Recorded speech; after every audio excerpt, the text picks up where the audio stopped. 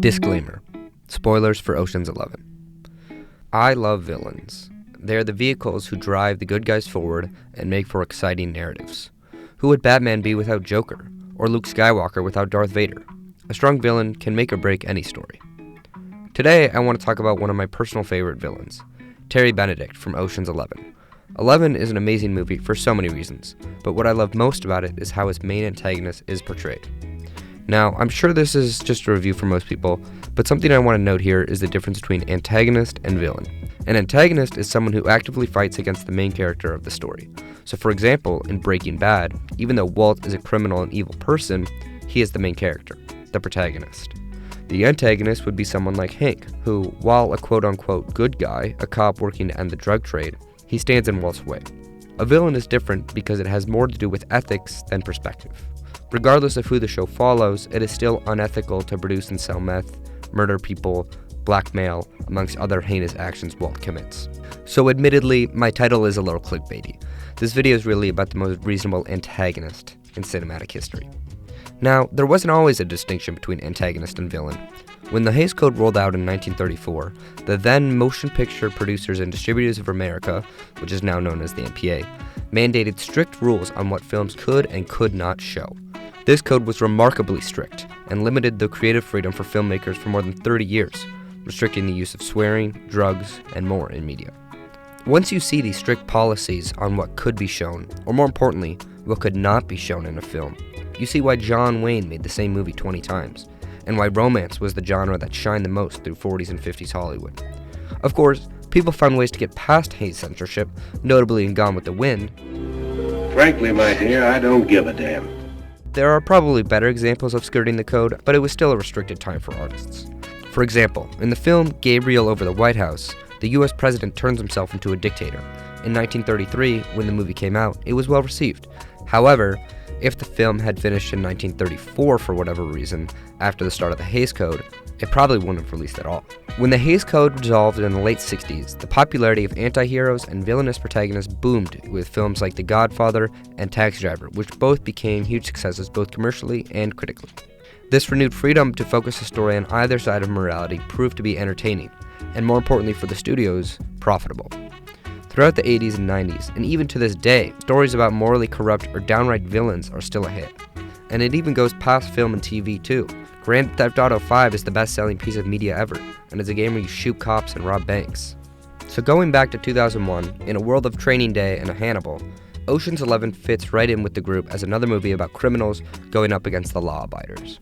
Played by Andy Garcia, Terry Benedict is the owner of 3 casinos that Danny Ocean puts his sights on to steal from. Benedict stands out in this aspect. He isn't the aggressor. Quite literally, all he wants throughout the entire course of the movie is not to be robbed. Benedict isn't irrational, unhinged, or driven by emotion. This is pointed out almost verbatim in the film. This guy is as smart as he is ruthless. The last guy they caught cheating in here, he not only sent him up for 10 years, but he had the bank seize his house, and then he bankrupted his brother-in-law's tractor dealership, I heard. Yes, he's shrewd. He took competitors out of business. You could probably argue that he is immoral, and it is implied he runs his casinos with an iron fist. But at the end of the day, he does what his industry asks of him, and he does it well. Furthermore, his rationality and wit is shown evident during his response to the heist. He isn't enraged and doesn't lash out in some impractical manner. He calmly talks over the phone and takes calculated moves in his attempt to intervene. His focus isn't on people or revenge, it's entirely on business. His negotiations with Rusty over the phone further support his wit. He instinctively knows that Danny was involved in the heist before he can even prove it. Now, for those of you who raised the flag of due process and unlawfully interrogating someone, I did too, but Eddie Murphy did the same thing 17 years earlier, unjustly going after a suspect without proof in Beverly Hills Cop, and I was glad to see him do it, and I wanted the guy to confess. What I'm trying to say here is that these characters committed basically the same actions, and in one film I hate it, and the other I love it. So why do we root for the hero in the first place? Howard Ratner from Uncut Gems, I think, is as close as we can get to an objectively bad person. And I, for one, wanted him to succeed and overcome his obstacles. It all comes down to perspective. The character we spend most time with is the way to make an audience care about them. Of course, there's more to it than that. For example, in Chinatown, Polanski makes use of a lot of following shots that literally give us the same perspective as Jake Gittes. And on the contrary, Jar Jar Binks gets the 5th most screen time in Phantom Menace, and well, we all know how that went. But at large, who the audience sees the most is often who the audience cares for the most. When it comes to Danny Ocean, for starters, he does have the most screen time out of any character, but also you see his struggles, his motivations, and his charisma. Just like any other protagonist, we see his journey unfold, and we want him to keep going and eventually succeed. Now, no, Terry doesn't treat Tess well at all, and appears to be manipulative. But is Danny really that much better? He's a convicted thief who makes his living robbing people, and spent years thinking about a heist on his ex-wife's new boyfriend's vault? Neither men are good people, I'd say, but Danny is portrayed as some charming, romantic leader, while Terry is the imperialistic monster. This is where the distinction between the reasonable and not becomes obvious. Terry is shown to be rational and slow to action, as I mentioned earlier. Compare to someone like, say, Tyler Durden, who has no rhyme or reason for almost anything he does in Fight Club, or Syndrome for The Incredibles, whose entire plan is to intentionally destroy a city so that he can come in and look like the good guy. I'm not here to say which style is better. I mean, I love all these flicks, but it's the diversity in antagonists that I appreciate. But on to a larger question. Why are these stories about criminals so popular in the first place? I think it's two things.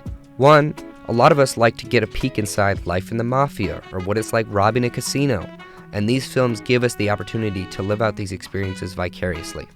And two, it's the appeal of seeing someone take charge and decide their own fate. Criminals aren't bound by society, and they are willing to bend and break any rules no matter the cost to achieve their goals. We don't have to approve of their actions as an audience, but it makes for an entrancing viewing experience. I'm watching The Sopranos for the first time right now, and had to ask my roommate, why do people idolize and want to be Tony? He is consistently having a bad time throughout the entire series. He hits his kids, he murders people, he cheats on his wife. And my roommate's response? He's in control. In Ocean's 11, it does make sense to have Benedict be the antagonist. He's the system, the order, the 1%, whereas Danny is on a mission to change that by any means necessary. We love seeing someone beat near impossible odds, and it's apt to have the story take place in a casino. So next time you're watching something, ask, are we rooting for them because they're a good person? Or because they're in control of their destiny and don't play by the rules? Ocean's 11 is one of my favorite movies, for so many reasons. I love the scene where Pitt and Clooney slip out of the card game without a hitch, while the other celebrities get stopped by paparazzi and fans. Rubin's iconic line, "Look, we all go way back, and I owe you from the thing with the guy in the place, and I'll never forget it." and the fantastic ensemble cast that just shines throughout this whole movie. But what cracks me up the most about this movie is that Terry Benedict is made out to be this evil, cunning businessman who just wants to see the entire world around him be twisted to his will.